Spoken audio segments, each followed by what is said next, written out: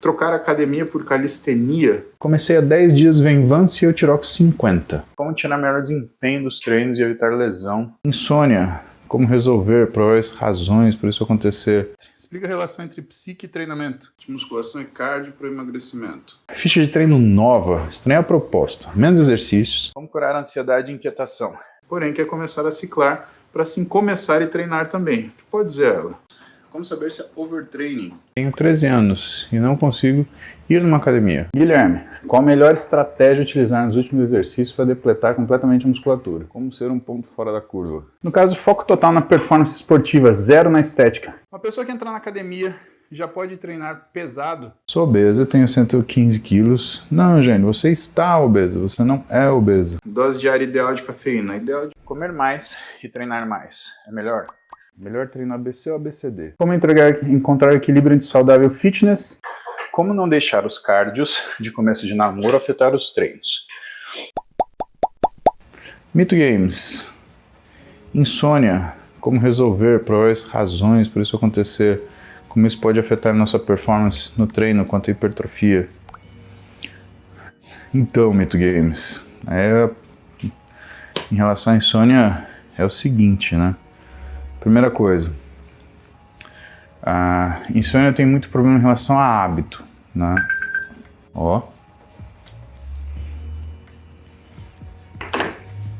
Então o que você faz antes de dormir influi na sua qualidade de sono, até de uma forma aguda, né? Por exemplo, ficar de olho em tela, televisão no quarto, atividade física à noite. Então se você treina à noite, treina 8, 9 horas da noite, vai ter um pouquinho de dificuldade de dormir entre 10 e 11, porque você vai estar aceleradão por causa do treino, tá? Então, tem uma série de coisas que interferem nisso. A gente divide as insônias basicamente em dois tipos. As insônias iniciais são aquelas que você não consegue pegar no sono, e as insônias terminais, aquelas que você acorda mais cedo e não consegue voltar a dormir. Só que essas são só tipos daquilo que você percebe. Tem muita insônia que você não percebe. Por exemplo, a apneia noturna, que você dorme muito mal, acorda todo dia quebrado e você não nota que você dormiu pouco, né?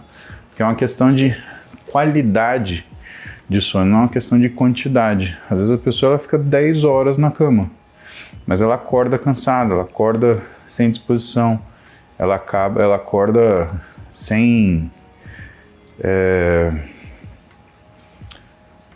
elan, que a gente chama, né?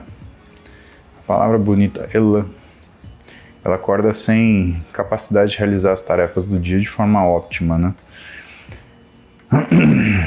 O que a gente faz? Ao contrário do que muitos pensam, né? A gente não começa pela medicação. A gente começa mudando o que é nossos hábitos ao redor da hora de dormir.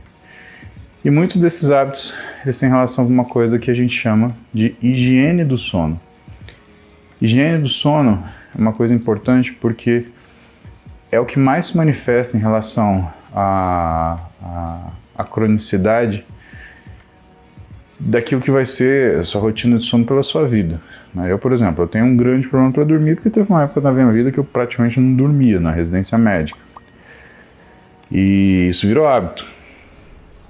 Só que a gente nunca paga a conta, né, enquanto isso está acontecendo.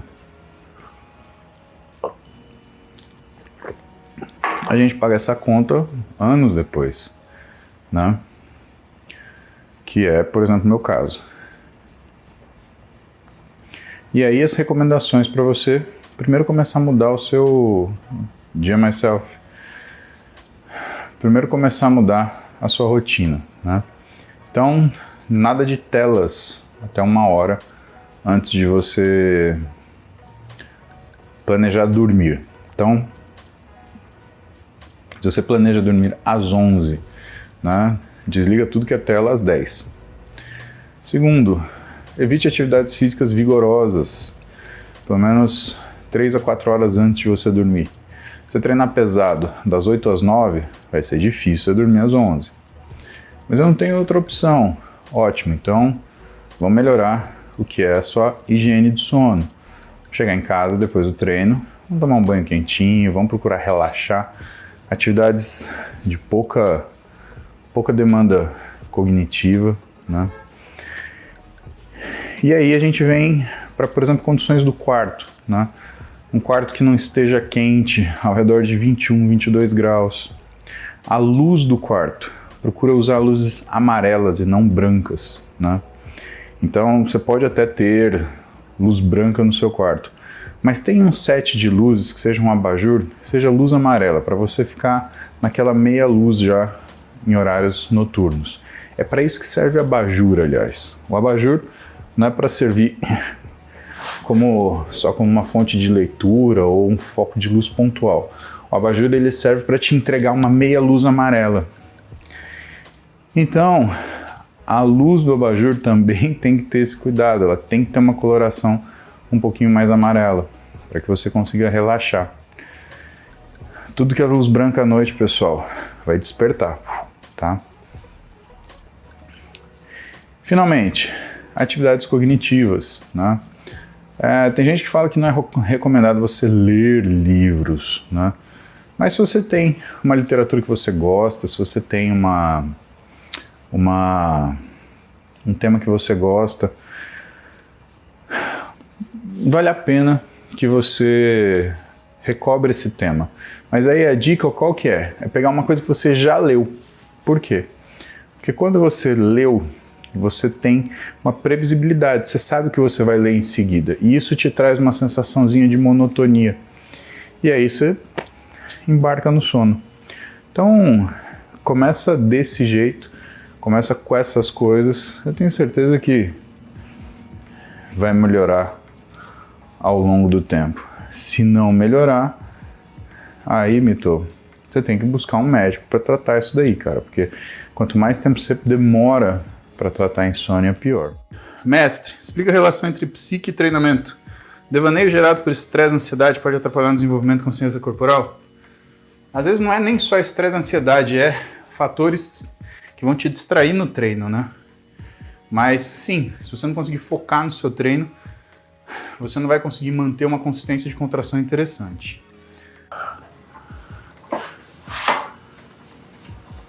Bom dia, qual deve ser a proporção de musculação e cardio para emagrecimento? João, pergunta interessante porque na verdade isso daí depende do que você gosta de fazer, cara, né? Não tem uma regra de proporção em relação a resultado, né?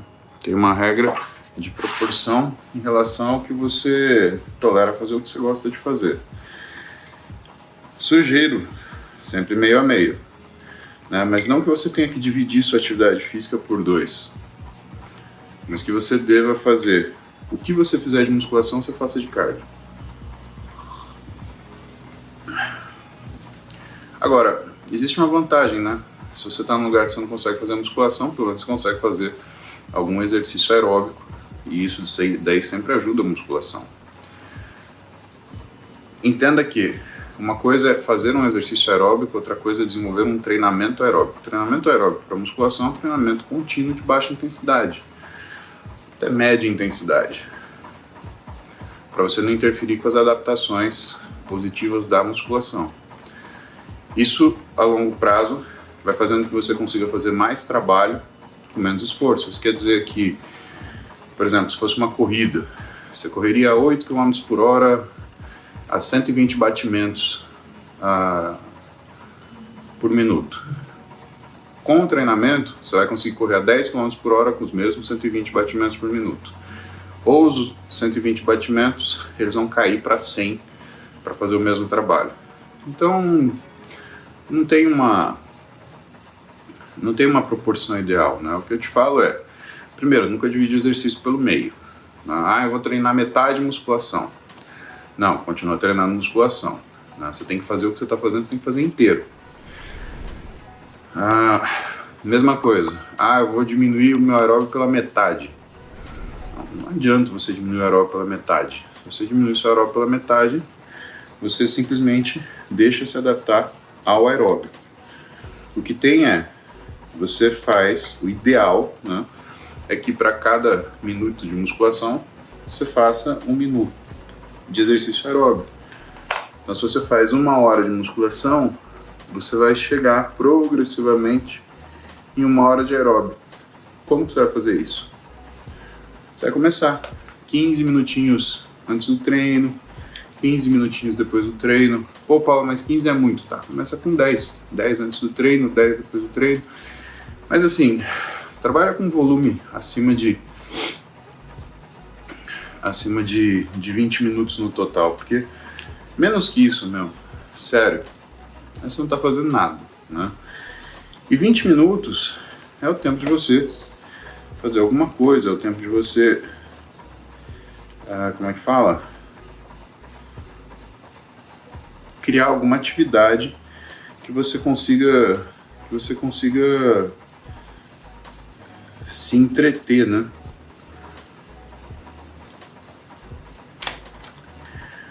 Aí vem a pergunta do Amaro. Bom dia, para fazer biogênese mitocondrial, tem que fazer aeróbio intenso em jejum, abaixo dos 65% do VO2 máximo?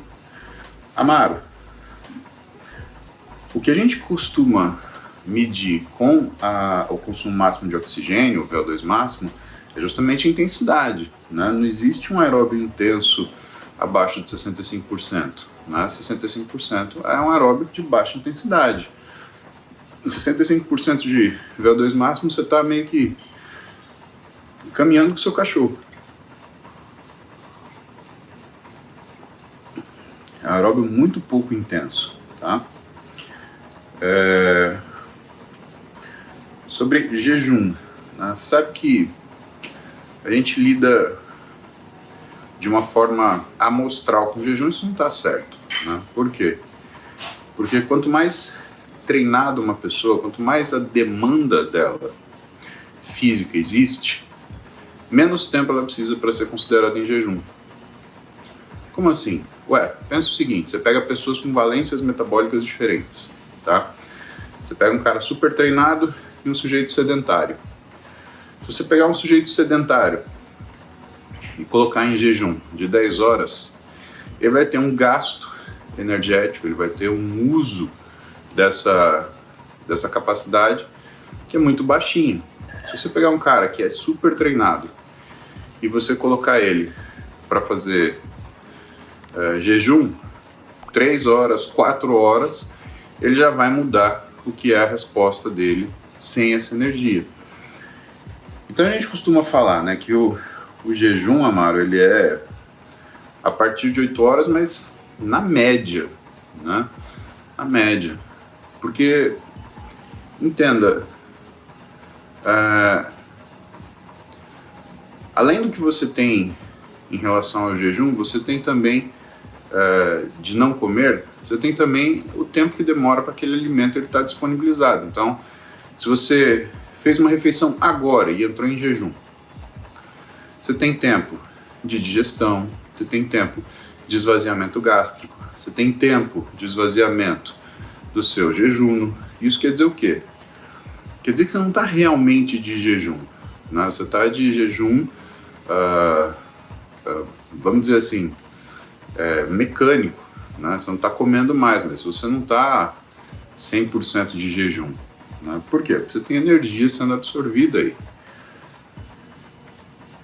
E tanto é que quando a gente faz exame, né, a gente chama de variáveis pré-analíticas aquilo que você faz antes do exame e aquilo que interfere no exame, né, se você fizer. Então, uma das variáveis pré-analíticas principais é a seguinte: é recomendado que o paciente ficar 12 horas de jejum. Então ele fala, nossa, eu vou ter que parar de comer às 8 da noite e fazer o exame às 8 da manhã. Já sei! Ele tem a brilhante ideia de fazer uma refeição super gigante antes de entrar em jejum, diferente do que ele faz todo dia, né? E aí ele faz o quê? Ele vai para a churrascaria. Ele come uma baita churrascada. O que vai acontecer? Primeiro, é uma refeição diferente do que ele está acostumado a fazer. Segundo, é uma quantidade maior do que ele está acostumado a consumir. Terceiro, é uma qualidade que não é necessariamente semelhante àquilo que ele faz todo dia. Você acha que os exames 12 horas depois eles vão refletir o que é a realidade desse sujeito? Na verdade, não. eles vão refletir o que são 12 horas de jejum depois o cara comendo na churrascaria. Então, é muito... Se você for olhar na regra, se você for olhar no que é a dificuldade daquela situação bioquímica, né, jejum depende para cada indivíduo. Né? Cada indivíduo que tem uma capacidade metabólica diferente, ele vai ter um tempo diferente para poder se encontrar numa situação de jejum. Outra coisa, existe a sua reação ao jejum.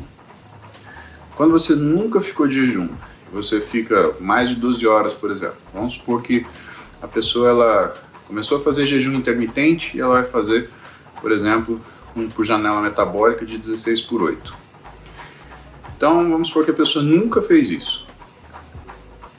Primeira vez que a pessoa fizer isso, ela não vai ter os benefícios do jejum, né, logo na primeira vez. Por quê? Porque o jejum tem benefício. Né? O que pode acontecer às vezes é o contrário. Às vezes ela fazer uma hipoglicemia, ela fazer uma sensação de falta de disposição, falta de... como é que fala? Falta de...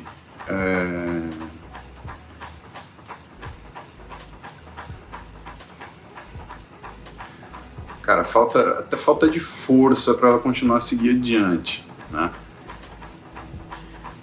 E essas adaptações do jejum, elas vão acontecendo progressivamente a partir do que é a repetição desse jejum por essa pessoa. E assim você consegue progredir disso. Agora, aeróbio é todo dia.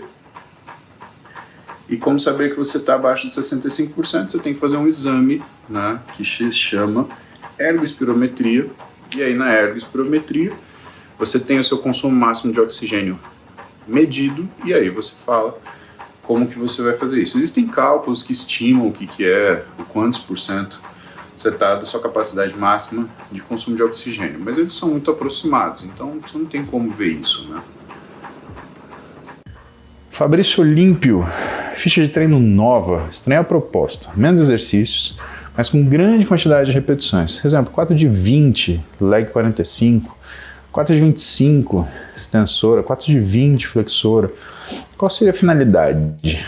Fabrício, finalidade é você ganhar resistência muscular localizada, né? Tá um pouquinho relacionado com hipertrofia, não fique com medo, tá? Mas acho que o ideal seria você perguntar para o professor, né? Falar, por que você está me prescrevendo isso? Eu tenho épocas que eu faço leg press série de 30. Pra você ter uma ideia.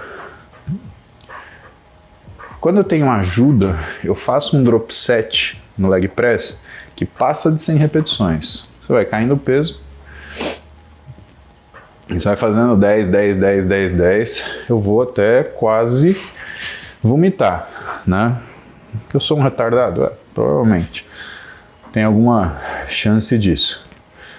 Mas entenda, durante períodos do seu treinamento, pode ser que você tenha que fazer coisas que você não gosta ou que você não está acostumado. Isso é normal. O ideal é você perguntar para o seu professor mesmo. Alguma coisa ele tem em mente, tá? Mestre, estou sofrendo por amor, está afetando meus treinos. Terminei faz 1 ano, vou ter par com ela, ela ainda me ama, mas está muito confusa. Como curar a ansiedade e inquietação? Que pergunta difícil, Plan. Acho que a experiência amorosa de cada um é única. Né? Você ama de um jeito, eu amo de outro, ela ama de outro. Eu acho que o pior do que o desfeito é o mal resolvido. Tá? Então, se ela está confusa, você não precisa estar confuso também.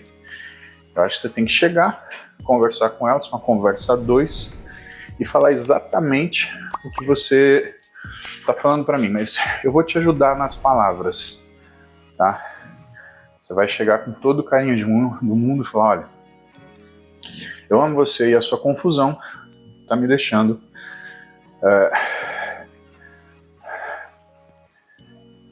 instável. E eu preciso de estabilidade para minha vida. Essa estabilidade ela vai acontecer se eu tiver você ou se eu não tiver você. Então eu preciso que você me posicione sim ou não. Porque se você me deixar confuso, eu vou entender isso como um não. E eu vou seguir minha vida para frente. E seja taxativo. No dia seguinte, vai seguir sua vida. Eu não estou falando para você arrumar outro relacionamento, que é a pior coisa que você pode fazer quando você está machucado de um. Mas você vai desligar isso daí, cara. Se enfia no trabalho, se enfia no treino e se concentre em você. E se acontecer alguma coisa, se você conhecer alguém, cara, isso é o risco que a confusão dela colocou. Amor não é confuso, tá? O amor, ele é direto. Por que isso? Porque o amor, ele não é uma coisa que você simplesmente admira. É uma coisa que você deseja. E o desejo, ele é algo que você vai buscar. Então, se a pessoa ela não está indo buscar você, eu não acho que exista amor. Pelo menos não aquele que faz com que você junte as coisas. Pode ser que ela tenha uma admiração por você, pode ser que ela tenha algum tipo de desejo por você, pode ser. Pode ser que vocês dois intimamente funcionem muito bem e o que ela sinta falta é da parte íntima. Pode ser que, na verdade, ela sinta falta do seu suporte, da sua atenção, que ela gosta do seu jeito de dar carinho. Mas amor é reciprocidade, tá? Senão você vai ser usado, você vai sentir, aí a confusão vai ser sua, e aí que você não vai conseguir treinar, trabalhar. Porque se tem uma coisa que tira a gente do nosso normal, é justamente instabilidade amorosa. Pensa nisso. Chega pra ela e você tem que saber, amor é absoluto. Não tem, eu te amo, mas estou confuso. Não, não ama, não tem esse papo. Quem ama, quer. Ponto final. Então, simples, indolor e maduro. Estou instável na minha vida, eu preciso de estabilidade. Você me ama? Então me fala. Quer ficar comigo ou não? Tô confusa. Isso é não. Acabou. Ponto final. Reginaldo Simeone, Vetupi. Muzi, minha cunhada é sua fã também, porém quer começar a ciclar para assim começar e treinar também. Pode dizer ela. O nome dela é Carolina. Carolina, o que eu falo para você? Que você fala isso para mim, eu te dou 3 cintadas no lombo.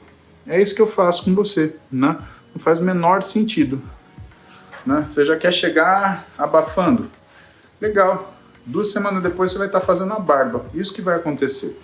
Põe a cabeça no lugar, mulher. Eu, hein, Carolina? Que isso? Isso se o seu sininho não virar uma igreja inteira, né, dona Carolina? Pelo amor de Deus, não inventa. Faz as coisas de direito. Tanta gente querendo pular etapa que dá desespero. Nathalie Dias, como saber se é overtraining? Quais os sintomas? Então, Nathalie, overtraining, o principal sintoma é falta de disposição para treinar. E assim, o overtraining, ele é um conjunto de sintomas no tempo. Então você tem sintomas simpáticos e parasimpáticos, né? Então você pode ter taquicardia, como você pode ter bradicardia. Você pode ter ansiedade, como você pode ter depressão. Você pode ter irritação, como você pode ter uma falta de, uma ausência de resposta, né? O que depende? Depende em que situação você está. É que a gente não divide, Nathalie, as coisas somente em estar em overtraining ou não estar em overtraining. Existe um caminho aí. Você tem overreaching funcional, overreaching não funcional e finalmente o overtraining. Você já começa a ter sintoma no overreaching funcional, tá? O overreaching funcional é o que a gente faz todo dia. A gente se supera um pouquinho e aí o nosso organismo ele faz uma recuperação, né, daquilo que a gente sofreu de estresse. Então você acelerou sua frequência cardíaca e aumentou sua pressão arterial durante o treino, o que vai acontecer pós-treino? vai ter o efeito inverso. Você vai desacelerar a sua frequência cardíaca e vai diminuir sua pressão arterial. Você se sentiu estimulada, você se sentiu disposta com o treino? Pós-treino, você vai sentir diferente. Você vai sentir aquele bodinho que você... não tô afim de nada. Credo. Por quê? Porque é normal de você reequilibrar suas funções a partir de condições que são antagônicas, né? Nada mais coerente. Você usou sua disposição, você vai ter uma falta de disposição logo depois. Mas eu treino e fico disposto. Depois que você come, que você toma banho, aí você fica disposto o dia inteiro, né? E essas são o que são as respostas parasimpáticas, que normalmente falam quando você está em overeating funcional. Quando você insiste e aumenta o que é a demanda física, aí começa a acontecer o contrário. Você começa a ficar mais cansada, você começa a ficar mais indisposta, você começa a ficar mais irritada, você aumenta a sua frequência cardíaca, você aumenta a sua pressão arterial. Isso é overeating não funcional. E se você se mantém, e aí não precisa aumentar a intensidade, só se manter no overeating não funcional. Se você se mantém em overeating não funcional por muito tempo, o que vai acontecer é que você vai ter o desenvolvimento do overtraining. Aí tudo que você tem depois do treino, que você está exausto, você começa a ter antes de treinar. Então, essa falta de vontade, esse cansaço, essa irritação, essa indisposição, eles começam a acontecer antes do treino. E isso é overtraining. Então, quando você fala em overtraining, na verdade você está falando em condições físicas e psíquicas que deixam você inapta para o exercício. Então, o diagnóstico mais importante não é necessariamente se você está em overtraining, é se você está em overreaching não funcional. Por quê? Manter-se assim não vai fazer com que você melhore, vai fazer com que você tenha uma piora progressiva. Paula Foschiera, tenho 13 anos e não consigo ir numa academia. Você recomenda treinar em casa? Eu me pergunto por que você não consegue ir numa academia, Paula. Porque hoje está muito mais tranquilo, né? Antigamente você não tinha, como é que chama?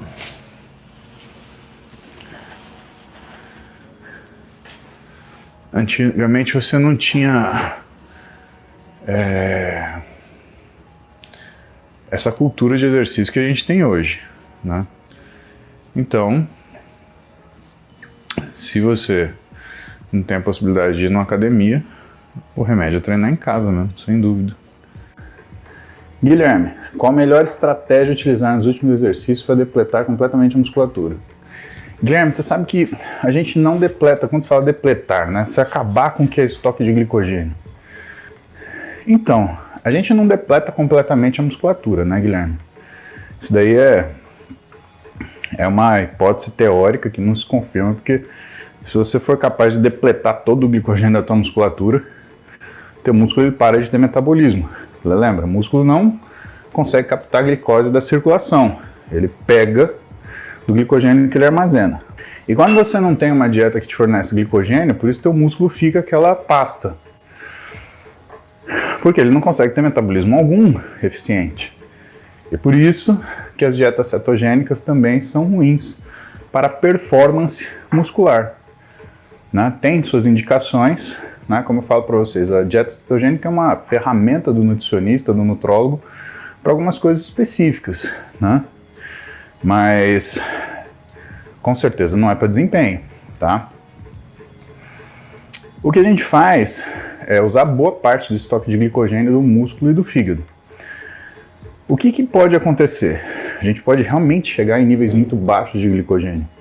E quando você faz isso propositalmente, você faz uma coisa chamada bonk, que para quem faz endurance, por exemplo, é um dos motivos pelos quais ele entra em overtraining agudo. O que é curioso, porque overtraining não é agudo, né? Agudo é uma coisa chamada overreaching não funcional. O overtraining, ele é uma característica de você ter uma baixa recuperação que vai se revelar em determinado momento uma incapacidade de você realizar aquele estímulo em desempenho. Portanto, difícil ter agudo, mas quando você faz o tal do bonk, que é a depleção muito intensa de glicogênio muscular de forma abrupta, então você faz, por exemplo, uma dieta 3 dias, 4 dias de dieta cetogênica treinando na paulada. Aí você entra em overtraining. E por que a gente sabe isso? Isso era muito comum em ciclistas, né? Os caras, eles queriam fazer hipersaturação de glicogênio pré-prova, eles cortavam carbo e aí depois tentavam reinserir 2 dias antes da prova. Só que aí o que acontecia? Não conseguia, porque ele entrava em overtraining e ele ia disputar a prova exausto. E aí um fracasso retumbante. E é do ciclismo também, Guilherme, uma estratégia alimentar que se chama Sleep Low e que começa geralmente em 6 semanas antes da competição. 6 semanas antes, se retira o carboidrato da última refeição do dia. Só isso já é suficiente para diminuir seus estoques de glicogênio. E quando você sustenta isso durante 3 semanas, existe a necessidade de uma supercompensação. Então, 3 semanas antes, você simplesmente devolve o carboidrato da noite. Quando você faz isso, você hipercompensa de glicogênio durante umas 3 semanas, e aí você vai disputar a sua prova com mais energia extra para você poder fazer a sua competição, tá? Marcos Filho, como ser um ponto fora da curva? Pergunta interessante, né? Você tem um livro chamado Outliers, e você tem um outro livro chamado Mentes Diferentes. Mentes Diferentes é do Daniel Kandel ou do Kahneman? Acho que Mente Diferente é do Kandel. Eu só não lembro do cara que escreveu Outliers. Mas o que é meu raciocínio sobre isso? Você quer ser um ponto fora da curva? É você só não reconhecer que existe uma curva. Você fazer a coisa que precisa ser feita. Por quê? Normalmente essa curva, Marcão, ela existe para delimitar o que são os arredores da mediocridade. É o que todo mundo faz, né? Então não é difícil você ser fora da curva. É simplesmente você reconhecer o que é necessário ser feito. Quando você percebe o que é necessário ser feito, aí você consegue entender que a curva, na verdade, é uma tentativa de mostra da conveniência do ser humano. É conveniente ir até aqui. Aves. No caso, foco total na performance esportiva, 0 na estética, que geralmente é o padrão de atletas. Usam a divisão na musculação. Aí o treino de musculação é diferente, Aves. Quando você vê, por exemplo, o atleta lutador, eu não recomendo musculação, eu recomendo cross-treino. Porque eu preciso que o cara ele consiga ter força com endurance. Então, por exemplo, um WOD, ele é muito parecido com o estímulo de luta. Você está falando, por exemplo, de um box, você não vai fazer um WOD de meia hora. Você vai fazer um WOD que você tem bouts, né, rounds de 3 minutos no esforço máximo e ver quantos você consegue fazer, né? Se você conseguir fazer 12 rounds de 3 minutos na porrada, você está bem na fita, está bem preparado.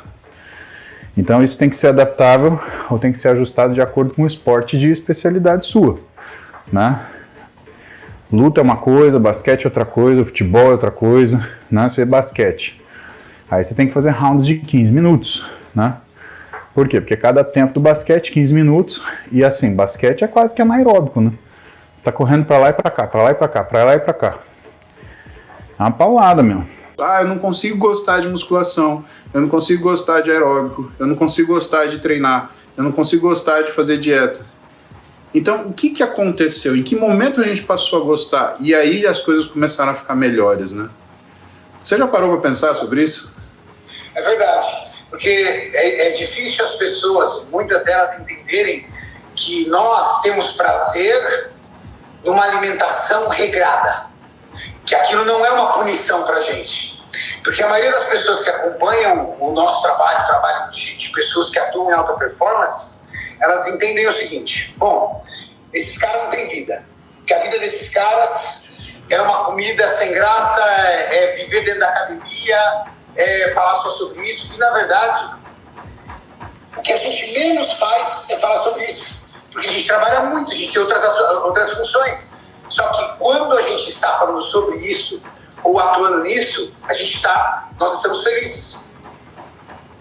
Então, por exemplo, você acordar pela manhã e fazer seu cardio, e no final do dia, ou em seguida fazer seu treino, toma o quê, Muzi? Umas 2 horas e meia do seu dia? Ah, tranquilamente. Tranquilamente 2 horas e meia. 2 horas e meia, tranquilamente. Só que o seu dia, eu sei que você é um cara que dorme pouco, o seu dia norteia na casa aí de umas 14 a 16 horas, concorda? Em média. Ou 2 horas e 16 é você viver isso a vida toda? Não. Na verdade, a maior parte da sua vida está ligado a atividades que qualquer pessoa faz. Que é trabalhar, cuidar da família, estar com os filhos, essas coisas. Mas a maioria das pessoas que acreditam que a gente faz, que nós fazemos isso em relação à alta performance, acredita que a nossa vida é 100% dedicada a isso. E não é. Talvez as pessoas desprendam o mesmo tempo que a gente desprende. A diferença é que a gente tem prazer nisso. Há quantos anos você almoça e faz suas refeições na mesa do seu consultório? Toda a minha vida. Desde que eu me formei. Desde que eu consegui almoçar, né? Porque eu nem almoçar conseguia. O dia de trabalho que eu saí para almoçar em algum lugar? Quem dera. Um dia na minha vida eu vou conseguir fazer isso, mas não hoje, não amanhã, Então, certeza. essa não é a nossa realidade. Mas nem por isso a gente deixa de manter o estilo de vida. Mas para nós existem coisas que são relevantes que para a maioria das pessoas não é. Por exemplo, comida. Sair com comida para a gente é segurança. Sim. Sair com comida para a gente é muito parecido como sair com o celular. Exatamente. Bela comparação. Isso é uma coisa que nós nos educamos a isso. Eu não tenho problema em ir para a rua e ficar 14, 16 horas trabalhando em qualquer outro lugar. Porque eu sei o que eu vou comer. Uma pessoa que entrar na academia já pode treinar pesado dentro do seu limite de peso? Na verdade, Thiago, é isso que a pessoa tem que fazer, né? Se você não treina no seu limite de carga, o que acontece é que você não vai criar ajustes que vão fazer com que você supere isso.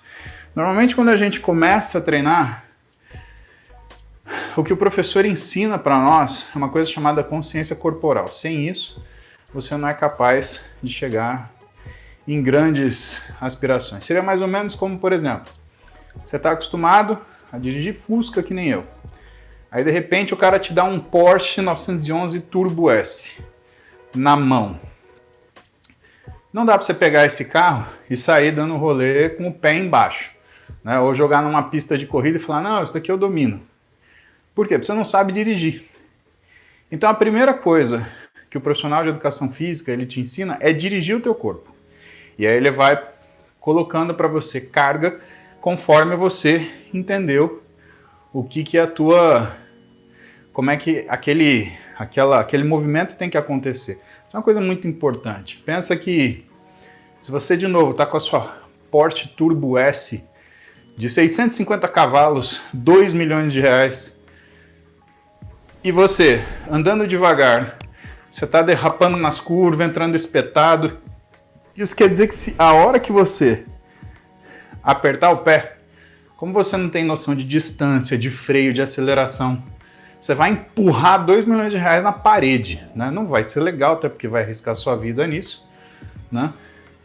Então você tem que aprender a dirigir naquelas condições. E o treinamento, mesmo que você seja um atleta experiente, tá? Mesmo que você seja um nadador, um tenista, mesmo que você seja um levantador de peso, o treinamento para hipertrofia, ele tem um modo de ser feito. Roberto Batista, 2 exames separados de 1 ano deram testosterona de 195. A musculação e spinning todo dia, déficit calórico de menos 500 calorias, 4 sessões de TRT, depois ganho de massa magra, não sai dos 40% de fat. Apertar mais a dieta? Não. Não, porque o limite para você conseguir, pelo menos na literatura, manter treinamento dentro do nível de Desempenho é um déficit calórico de 500. Agora, veja, você teve 4 sessões de TRT. Roberto, TRT, quando você começa, você faz o resto da vida. Significa que você não tem capacidade de produção de testosterona. Então, o que você fez, na verdade, não foi TRT. O que você fez foi a tentativa de anabolização. E dá nisso mesmo. A testosterona depois despenca. Isso para a maioria das pessoas. Tem gente que até consegue voltar à produção parcial daquilo que tinha. O cara tinha, sei lá, 700 de testosterona. Ele consegue voltar nos 500, 550. Mas a maioria das pessoas, dos homens, não consegue. Eu acho que você está muito mal orientado, na verdade. Né? Acho não, eu tenho certeza que você está bem mal orientado. Procura um pessoal mais sério, tá? Porque você está perdendo tempo e dinheiro. E infelizmente saúde, né? Por quê? Porque testosterona abaixo de 350 é risco cardiovascular, parceiro. Então, correndo risco à toa. Matheus quer um pouco de periodização de treino. Você precisa fazer 2 meses com mais carga, menos repetição. Depois 2 meses com menos carga, mais repetição. Depende do que você vai fazer, Matheus. Periodização em treinamento para ganho de massa muscular e hipertrofia é um tipo de treinamento que a gente chama... Aliás, é um tipo de periodização que a gente chama de ondulatória. Mas eu vou trazer o Belmiro aqui. Você vai ouvir ele falar, você vai ficar bem feliz. Você sabe que teve um menino que mandou um comentário aqui, GG King 93. Ele falou assim, tendo dinheiro é fácil. E eu achei pertinente esse comentário, porque quando a gente começou isso, a gente não tinha dinheiro. Nem eu. Pois é, a gente não tinha dinheiro. Quantas vezes a gente conversou sobre isso, cara? E eu acho que essa informação, ela acaba sendo valiosa, porque é o como, né, Renato? Como fazer as coisas, né? Não é simplesmente o que fazer. É aquilo que a gente estava falando outro dia sobre comunicação, né? Que eu acho que é uma coisa legal também da gente fazer, porque a gente acaba fazendo isso muito via internet, via Instagram, via YouTube, né? E aí eu estava lendo um livro sobre ensino, né? E aí o que tem uma passagem do livro que eu achei muito interessante, né? Que os moldes daquilo que é ensinado pra gente, ele segue padrões de formas de ensinar, né? E que essas formas de ensinar, quando você volta no tempo, na época dos profetas, você tinha pelo menos 3 tipos de profetas distintos, né? Só que só um deles era admirado e era tido como uma pessoa a se escutar.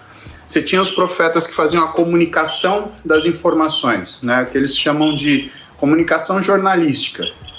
Olha, vai acontecer isso, vai acabar o mundo, vai fazer não sei o quê. E ninguém gostava. Por quê? Porque quando a pessoa chegava para eles e falava, tá, mas e aí, o que eu posso fazer? Não sei. Vai, sei lá, chover amanhã. Notícia ruim. Exatamente. Tomavam pedrada. Literalmente, eles tomavam pedrada, né? Aí você tinha o segundo tipo de profeta, que tinha uma abordagem pedagógica. Olha, você deve fazer isso, você deve fazer aquilo, você deve fazer aquilo outro. Que, na verdade, quando você opta por uma postura pedagógica, você corre o risco de fazer uma doutrinação. Ou seja, você não escuta as pessoas, você só manda com que elas façam coisas que você acha que elas deveriam fazer. Só que se você não sabe quem é a pessoa que você está orientando, cara, como é que você pode saber o que ela precisa fazer da vida dela? Então é muito fácil, né?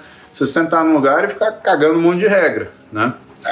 E aí, finalmente, tinham os profetas, que eram os caras que conseguiam unir as duas coisas. E que eles faziam essa comunicação, né? Tanto a comunicação jornalística, quanto a informação pedagógica, mas eles tinham troca de informação. E o que é interessante? Quando você estuda do ponto de vista de aprendizado, quando existe troca de informação, o aprendizado ele aumenta em 8 vezes a sua eficiência. Por isso que a galera gosta tanto de podcast, por isso que a galera gosta tanto de live, porque quando ela interage, ela aprende realmente, né? Exato. E assim, né, nós temos a oportunidade, quando a gente interage em podcast, nesses outros canais de comunicação, nós temos a oportunidade de entender a dor da pessoa. Que, como você falou, se fôssemos doutrinadores, cara, é tão fácil. Você chegar e falar assim, ó, você tem que comer isso, você tem que acordar a tal hora, você tem que fazer essa atividade física, você tem que dormir tantas horas por dia, tá, mas isso faz parte da realidade da pessoa? Essa pessoa consegue, ela tem condições de dormir a quantidade de horas que você recomenda? Essa pessoa, ela tem condições de realizar as refeições que você recomenda? Essa pessoa está dentro de um cronograma de tempo que ela tem capacidade de entregar todo o tempo que você acredita? Então, você divide a dor dela e aí o que você consegue? Você consegue conciliar, negociar melhoras na vida dela. E isso é progressivo. E aí chega um momento que ela é capaz de fazer muitas coisas às quais ela nunca imaginou que faria. Eu acho que a questão de você levantar sobre progressão é uma das coisas, é um dos pilares daquilo que a gente fala, faz e tenta passar para as pessoas, porque todo mundo tem a sensação de que vai começar a fazer uma coisa, a resposta é imediata. Não, a resposta vem, depois, quando você já esqueceu que você está fazendo aquilo para aquele objetivo e aquilo virou uma parte da sua vida. É a progressão que, na verdade, define o quanto que o nosso resultado vai ser eficiente ou não, né? A nossa capacidade de seguir as coisas em progressão. Cara, bem importante isso, hein? E aí, quando você esquece do resultado e se apega só no processo, é que você consegue as grandes transformações. Porque são estágios, né? A maioria das pessoas, elas criam pequenos projetos pessoais. Então, essa época de final de ano é uma época de projetos, né? Eu vou no nutricionista, vou conseguir uma boa dieta em déficit calórico para poder perder peso, vou abrir aqui a live do Muse, comprei minha bicicleta e estou fazendo cardio todo dia. Ela está no projeto pessoal dela. Só que geralmente, como o processo ainda não faz parte da vida dela, ela coloca uma data de encerramento. É verdade. Porque assim ela olha e fala assim, tá, mas isso aqui vai acabar todo dia, tá? Como você mesmo bem disse uma vez, se ela realizar essa repetição de atos por mais 60 dias, cara, por mais que ela coloque uma data de término, ela vai sentir uma falta danada. Porque ela 65 vezes, 66 vezes da vida dela fazendo isso, ela vai sentir saudade de quando ela sentava nessa bicicletinha aqui, e resenhava ali com o Muse nas lives. Ela vai sentir saudade da leveza que uma atividade física em jejum causa no dia dela. Ela vai sentir saudade de ter aquela sensação de bem-estar por ter passado um dia inteiro com alimentação saudável. Porque ela repetiu atos. O problema é permitir essa repetição de atos ao ponto do seu organismo, do seu cérebro, reconhecer os benefícios e não enxergar mais o resultado lá na frente. Resultado já não é uma prioridade.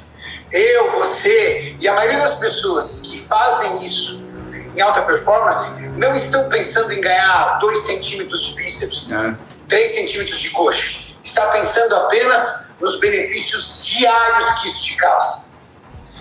Na sensação de bem-estar, na melhora da performance do seu trabalho, no seu senso de humor e no seu bom humor com as pessoas que estão ao redor. Quer acabar com o nosso humor é tirar a gente do estilo de vida. Isso é verdade. Só que isso não acontece, como você mesmo bem disse, não acontece do dia para a noite. Isso demora. Porque o nosso organismo, ele é totalmente adaptável. Mas para essa adaptação, ele precisa de tempo. O Guilherme, como tirar melhor desempenho dos treinos e evitar lesão em dias com pouco sono? Não tem como. Pouco sono, Gui, se você dorme inclusive menos do que 4 horas, nem deve treinar, porque a chance de se machucar é muito grande, tá? Agora, se você dorme entre 7 e 4 horas, e fica um pouco mais complicado, eu acho que existem 2 possibilidades, né? Você treinar intensidade, mas não treinar volume, ou você treinar volume, mas não treinar intensidade. Como isso? Se você for treinar carga, não faça uma quantidade grande de repetições ou de séries. Se você for treinar repetições e séries, não faça uma quantidade grande de peso. E é esse que é a limitação que o sono traz pra gente, tá? A a falta dele faz com que você fique menos resistente ao exercício. Isso, evidentemente, vai fazer com que você treine menos. E o que é estar treinado? É você treinar, né, é você fazer exercícios em quantidades progressivas. Então, o treinamento é isso. Você sempre progride na quantidade de trabalho feito. Se você regride, né, o sono está funcionando, não é que faltou sono e o seu músculo diminui, é que faltou sono e o seu treino diminui. Ou a efetividade do seu treino diminui. Ou o efeito estressante do seu treino desequilibra. Gabriel Cardoso, tenho 1,80 m, 137 kg. Meus exames estão perfeitos. Como prosseguir para emagrecer? Tenho depressão e não estou em tratamento ainda. Meu amigo, a primeira coisa que você tem que fazer é tratar a depressão. Primeira coisa, tá? Depressão é um negócio que vai te deixar altamente disfuncional. E aí a gente vê o peso, tá? Eric Galo, trabalho com campanha. Esses tempos está muito ruim para mim. Tenho 1,90 m, peso 116, estou voltando agora para a musculação. Alguma dica? Eric, agora você está na guerra, meu amigo. Você tem que dar conta do que você tem que fazer. Não perca refeições. Ande com uma barrinha de proteína. Na sua mochila do dia tem que ter pelo menos 2, 3 maçãs, whey para você bater onde você estiver. Eu acho que o ponto principal aí não é nem o treino. Você consegue encaixar, se dá um jeito no começo do dia ou no final. Mas comida é foda. Jane Vieira, sou obesa, tenho 115 quilos. Não, Jane, você está obeso, você não é obeso. Vamos primeiro acabar com esse bloqueio mental. Comecei a dieta para sair dessa. Amanhã começo academia e deram opções de funcional ou musculação. Você deve fazer o que você gostar mais ou o que você desgostar menos. Eu não te recomendo tanto funcional, Jane, porque para fazer um bom funcional você precisa de condicionamento. E condicionamento é uma coisa que não é tão fácil assim de você adquirir. Eu recomendaria um exercício estático para você aprender a fazer a contração muscular, aprender a fazer movimento. Então a musculação seria a minha primeira opção. Problema, para 90% das pessoas ela é mais chata, né? Então tem essa questão. Por isso que eu falo para você, comece uma coisa que você gosta, tá? Por quê? Porque se você faz uma coisa que você gosta ou você desgosta menos, você tem mais chance de permanecer fazendo. João Pedro Castelão, o senhor tem indicação de livro de medicina do esporte? Puta, João, não tem nenhum livro de medicina do esporte que seja completo, velho. O clássico é o livro... Ah, como é que é o nome? Tive aula com esse professor. Ai, esqueci o nome dele. Bom, também faz 20 anos. Vou lembrar e te falo, tá? Júlio Silva. Tenho 1,83 m, 80 kg, sou magro. Notei, porém com uma concentração de gordura na barriga. Qual seria a melhor estratégia para melhorar a minha competição? Júlio, não conta pra ninguém, vou te falar um segredo, que é um negócio que eu nunca falo aqui na live, mas é fracionamento de dieta, Júlio. Sabe o que você tem que fazer? Comer bonitinho, separadinho no horário. Porque essa pança que você está guardando é o teu organismo falando assim, você está deixando faltar alimento na hora que eu preciso, eu guardo para fazer reserva. Vamos fazer isso, Júlio? Parar de procurar resultado mágico? Conta pra mim, quantos Fat Burners você já comprou em loja de suplementação e não funcionou porra nenhuma, só te deixou tremendo ansioso e te deu caganeira? É ou não é? Vamos fazer o certo. Pedrinha, dose diária ideal de cafeína. Ideal de cafeína nenhuma, né? Você não precisa de cafeína para você viver, né? Agora, doses acima de 150 mg, você pode ter uma sensação de ansiedade que é ruim. Não recomendo. Ramiro Duarte, comecei há 10 dias Venvance e Eutirox 50. Isso pode afetar meu desempenho na musculação? Tenho 33 anos e treino todo dia com personal. Ramiro, depende. Se você tiver transtorno de déficit de atenção, hiperatividade e hipotireoidismo, você está tomando as drogas que você precisa para tratar isso. Agora, se você está tomando isso porque você viu na internet, porque alguém mandou, porque alguém falou que você vai secar, eu te aconselho a parar. Porque senão o seu desempenho vai cair. Agora, se você está tratando uma doença, usando Venvanse e Eutirox, tratar a doença é o jeito mais rápido de você melhorar o seu desempenho na academia. Você sabe que eu estava falando com um paciente meu. Ele estava falando comigo no telefone. Cara, ontem à noite, ontem era umas 10h40 da noite. Eu estava revendo as mensagens. E aí ele, pô, mas eu tô ansioso, eu não queria tomar remédio. Eu falei, meu, pensa o seguinte. Se o teu psiquiatra mandou você tomar, significa que você está disfuncional. Isso quer dizer que o seu treino está piorando porque você está disfuncional. Quando você toma um remédio que trata uma disfunção, você fica funcional. E aí quer dizer que você vai treinar melhor. Então vocês têm que entender que a questão de medicações que atrapalham o desempenho são questões condicionais, né? Vamos pegar um exemplo contrário. Anticoncepcional hormonal oral. Normalmente ele atrapalha o desempenho. Por quê? Porque você não toma para tratar uma doença, você toma para ele ser anticoncepcional. E o que um anticoncepcional faz? Baixa nível de hormônio. E quando ele baixa nível de hormônio, ele baixa desempenho. Não tem mágica. Né? Ah, melhora. Não, não melhora. Não tem. Tudo que é artigo que fala, bem construído, fala que anticoncepcional oral faz cair desempenho, principalmente pela queda do estradiol, que provoca uma queda da capacidade de recuperação. Essa é a fisiologia do negócio, tá? Porém, em algumas situações, a mulher usa o anticoncepcional e ela tem uma doença hormonal. E o anticoncepcional, ele regula a função hormonal. Aí sim, ela usa o anticoncepcional e melhora a função dela, tá? Nesse sentido, então, que é o resumo do game? O resumo do game é, sempre que você usa um remédio tratando uma doença, seu desempenho melhora. Sempre que você usa um remédio criando um desequilíbrio com a crença de que aquilo vai melhorar o seu desempenho, grande chance de você estar fazendo caquinha, tá? Henrico, trocar academia por calistenia não vai funcionar.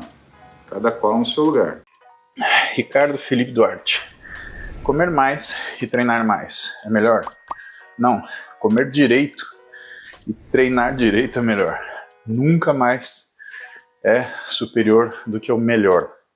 A quantidade não supera a forma, tá? É a mesma coisa que você correr pro lado errado. Se não tiver uma direção, Ricardo, você está perdendo tempo. Rodrigo Ariza, melhor treinar ABC ou ABCD? 6 meses de academia? Rodrigo, mantenha o ABC. Mas olha só, vai fazer sábado, tá? Porque justamente a vantagem do ABC é que você treina 2 vezes na mesma semana o mesmo segmento. E por que faz sentido para você? Como você tem só 6 meses de academia, o que acontece é que você não consegue transformar um grande volume de treino em informação. Sempre que você fizer um grande volume de treino, o que vai acontecer com você é que você vai detonar a sua massa muscular. Então a gente regulariza isso fazendo uma coisa chamada horizontalização do estímulo, onde você treina aquilo que o seu corpo tolera, mas você repete à medida que você já está recuperado ou semi-recuperado o suficiente para fazer isso. Ana Flávia Montserrat, como encontrar equilíbrio entre saudável fitness, síndrome da mulher atleta, mais ou menos. Eu tenho um pensamento de que síndrome da mulher atleta era uma manifestação antiga do que hoje a gente reconhece como REDS, Relative Energy Deficiency Syndrome. Obrigado pelo banho, de nada. E existe equilíbrio entre saudável e fitness. Quando você não deixa o fitness partir para cima do que você reconhece como necessário para você. João Paulo Milesi. Como não deixar os cardios de começo de namoro afetar os treinos? Maior ingestão de comida, mais horas de sono, difícil manter o pump. João, o que eu vou te falar, cara? toma um whey antes e come uma frutinha depois, velho. É isso aí. Eu acho que o cardio do começo de namoro, do meio de namoro, do prolongamento do namoro, do casamento, eles te secam, brother. É hit. João, vai pra cima do hit, João. Não preocupa não, irmão. Isso é só uma fase de alostase. Teu corpo ele tá se acostumando. Deixa acostumar. Você vai ver que você vai treinar feliz. Você vai treinar contente. Você vai ver razão para você treinar. Tá? Não preocupa não, João.